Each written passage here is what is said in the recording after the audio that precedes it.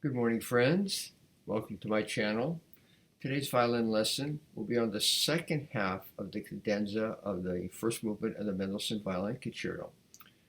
For some reason, some company has a copyright on this section of the cadenza, so I can't play it, but we can talk about it. At the beginning of this section, which starts with the triplet C sharp after the high harmonic E, I've heard it played various ways, but usually there's a rubato involved with these triplets. Da da da da da da da da da. You take time through that, and maybe even a slide down after the last one to the open G. A little bit of that, very tasteful. That's a nice thing. And then we have a legato with these arpeggio figures where they're I'm just playing any notes so that I don't get triggered on this. But you know, let the bottom line let that line predominate.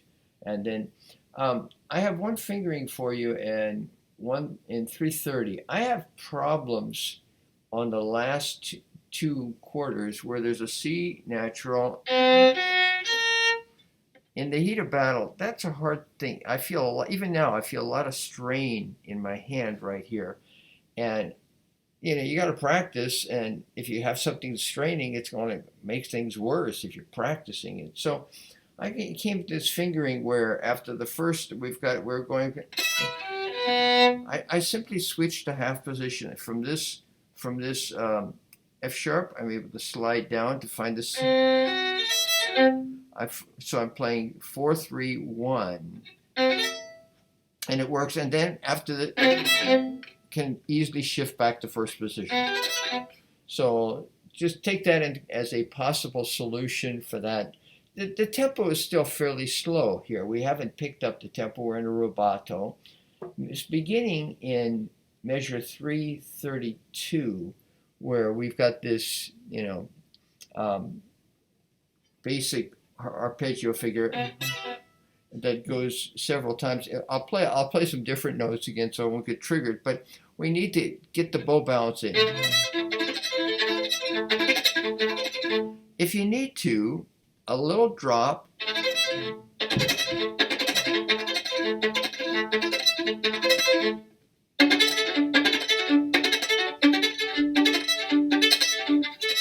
So you get that ricochet, and as you're rolling along with this, it's not very difficult to.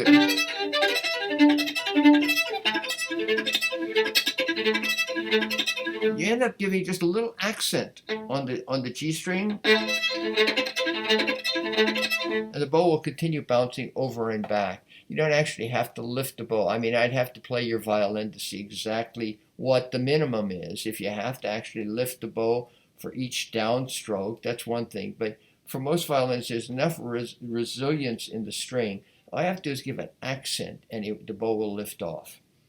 So as we're coming toward the end of the cadenza down to measure 345, there's two options here. In the music, they suggest the first finger, and that's a good finger here, fifth position, because the first measure is easy with the E, B, G, E.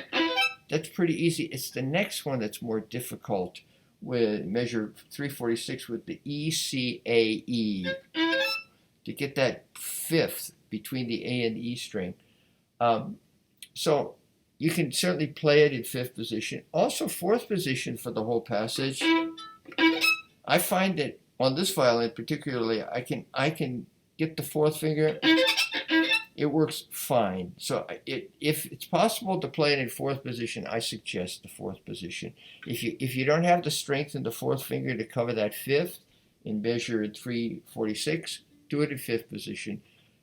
Then we have our next little challenge begins at 348 with this passage where we have the D, G sharp, B. Very difficult to get that from here to there and to make it in tempo. See, that's the issue. To play it slowly like that, no problem. But to play in tempo, see, I'm playing it okay. The problem is there's still a hole, and I don't like that hole. So the alternative I've come up with, instead of playing the D with the fourth finger, I play it with an open string.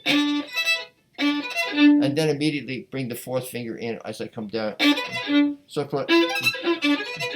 See, it could sound perfectly smooth that way. It's a little bit complicated, needs some practice, but that's an alternative. If you're inconsistent coming down to the fourth finger or don't have the strength or whatever, like me, I just don't feel secure coming to this posture, from this posture to this posture. Just even as I'm doing it, I end up putting the 3 down first and then the 4, and the 4 might be late. So try that with the open D as an alternative, and then in the next time, at the very end of the second beat, throw the fourth finger in.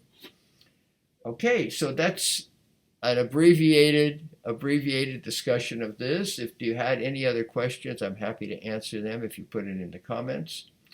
And if you like it, please give it a thumbs up. And if you haven't subscribed, please do. And then we'll see you on, this is I believe, part B, part 6, part B. Okay, so this is 6B. So we'll see you on, hopefully, part 7. Bye. Have a great day.